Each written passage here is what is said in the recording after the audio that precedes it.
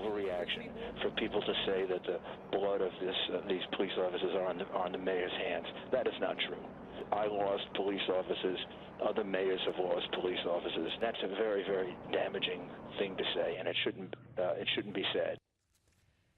The former mayor of New York City is not timid about his comments and pointing out that mistakes were indeed made leading up to the killing of 2 police officers. And this points to a lack of leadership and the continuing discussion about cops, race, and who is responsible for making these relationships better. It's a pleasure to welcome back to MidPoint Chairman of the National Black Police Association, representing more than 80,000 African-American officers, Malik Aziz. Malik, thank you so much for joining us today. Oh, thank you for having me. When we look at what happened in New York, and again, those were the words of Mayor Rudy Giuliani, the former mayor, where he said it is not fair to blame the current mayor, Bill de Blasio, for what happened. Obviously, Bill de Blasio did not do anything to bring a man from Baltimore to New York to come looking for cops to kill. But did he fail in his leadership, and did he fail in backing up the police department? Yes, I don't think that it's a fair assessment to actually attribute blame for the coward Brinsley for murdering 2 of New York Police Department's finest officers.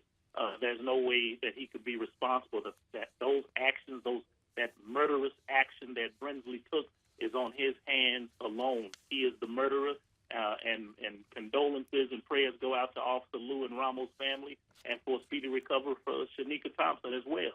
So, I mean, no, I can't agree with that type of assessment, nor do I believe it's productive.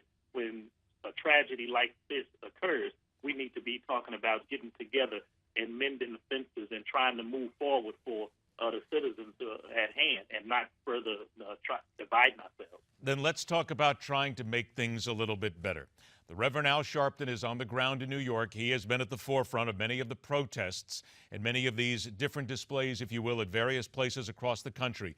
The mayor of New York asked yesterday for the protests to stop until the funerals of the police were held. Reverend Sharpton today has said that the request was too ill-defined to heed, and he will not hold off on any protests. They will continue even through the police officers' funerals.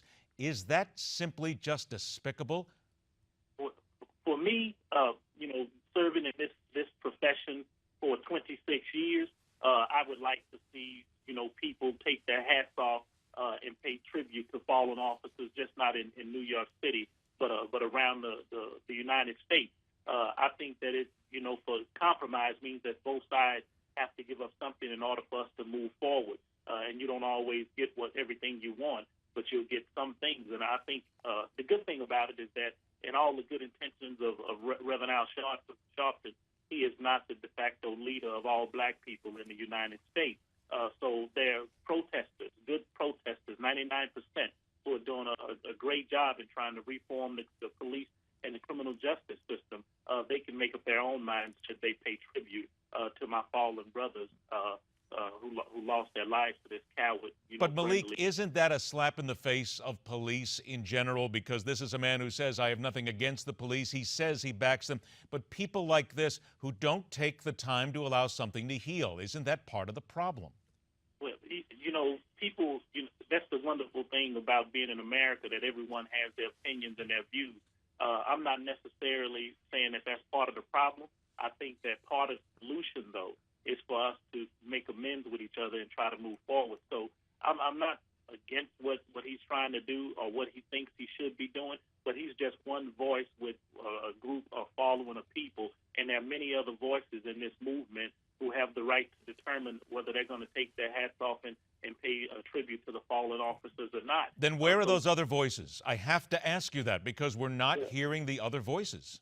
And we don't give them enough attention because we have, you mentioned Reverend Al Sharpton. So other leaders who are leading protests, who are making small change, they don't have a national name. They're in their neighborhoods. They're citizens in their boroughs in New York.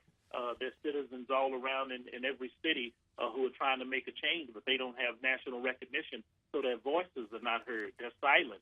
No one gives them a mic, or no one calls them on Isn't it time for them to stop being silent? Well, they are not. They are saying what they have to say, but they're not getting the national media attention, or even, to that matter, the local media attention. I saw very few outlets where they've been on and been able to voice their concerns, and they're just as outrageous over this despicable act as anyone else. Okay, I'm going to ask you to hold on just a moment because we're up against the clock. Malik Aziz from the National Black Police Association stays with us after the break, and we'll touch on what black officers are now charged with doing in taking their leadership role on the street. 51 minutes after the hour, also telling it like it is on MidPoint.